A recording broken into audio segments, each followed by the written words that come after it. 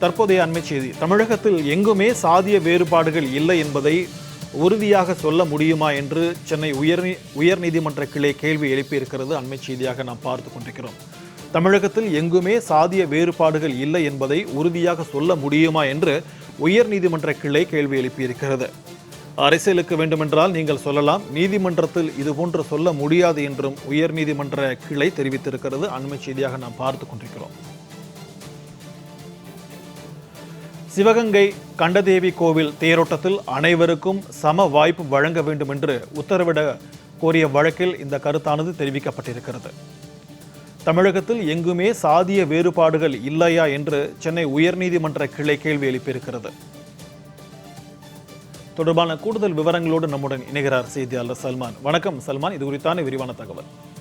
சிவகங்கை மாவட்டம் கண்டதேவி பகுதியைச் சேர்ந்த கேசவமணி என்பவர் உயர்நீதிமன்ற மதுரை அமர்வில் ஒரு பொதுநல மனு ஒன்று தாக்கல் செய்திருந்தார். அந்த மனுவில் சிவகங்கை மாவட்டம் கண்டதேவியில் அமைந்துள்ள அருள்மிகு ஸ்ரீ சொர்ணமூர்த்தீஸ்வரர் திருக்கோவில் சிவகங்கை தேவஸ்தானம் மற்றும் இந்து அறநிலையத்துறை கட்டுப்பாட்டின் கீழ் இருந்து வருகிறது.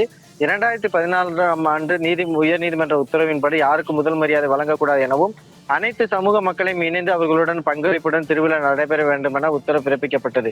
இருப்பினும் கடந்த ஆண்டு புதிய தேரோட்டமும் திருவிழாவும் நடைபெற்றது. கடந்த ஆண்டு அனைத்து சமூக மக்களும் தேரின் வடத்தை பிடித்து இழுப்பதற்காக டோக்கன் வழங்கப்பட்டது. இருப்பினும் முதல் மரியாதை பெறுவதற்காக சில நாட்டார்கள் அவர்கள் சார்ந்த அதிக நபர்களை கூட்டி சென்று தேரின் வடத்தை பிடித்ததால் பிற சமூக மக்கள் தேரின் வளத்தை பிடித்து இழுக்க முடியாத சூழ்நிலை ஏற்பட்டது. இதனால் சட்ட ஒழுங்கு பிரச்சனை ஏற்பட்டது எனவும் இந்த ஆண்டு ஜூலை 8ஆம் தேதி கண்டதேவி ஸ்ரீ சொர்ணமூர்த்தீஸ்வரர் திருக்கோவிலுடைய தேரோட்டம் நடத்த திட்டமிட்டப்பட்டுள்ளது. அதில் குறிப்பாக பட்டியல் சமூகத்தை சேர்ந்த மக்கள் தேரில் வடத்தை பிடித்து இழுப்பதற்கு வசதியாக யாருக்கும் முதல் மரியாதை வழங்கப்படக்கூடாது எனவும் அதிகாரியுடைய மனு அளித்தும் இதுவரைக்குமாக எந்த நடவடிக்கையும் இல்லை.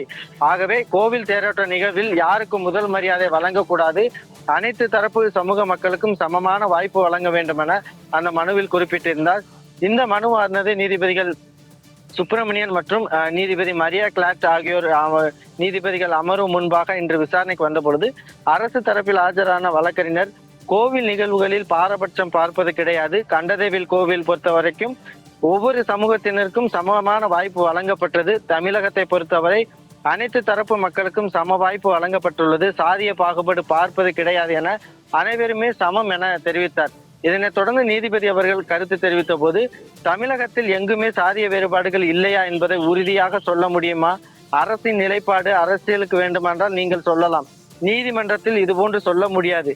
தமிழகத்தில் படித்தவர்களின் விகிதாச்சாரம் அதிகமாக உள்ளது, அதே நேரத்தில் சாதிய பாகுபாடும் உள்ளது என கருத்து தெரிவித்த நீதிபதிகள் கண்டதேவி கோவில் விவகாரத்தில் எவ்வித சாதிய பாகுபாடும் இல்லை என்பதை எழுத்துப்பூர்வமாக தாக்கல் செய்ய உத்தரவிட்டு வழக்கு விசாரணையை ஜூலை 2ஆம் தேதிக்கு ஒத்திவைத்திருக்கின்றனர்.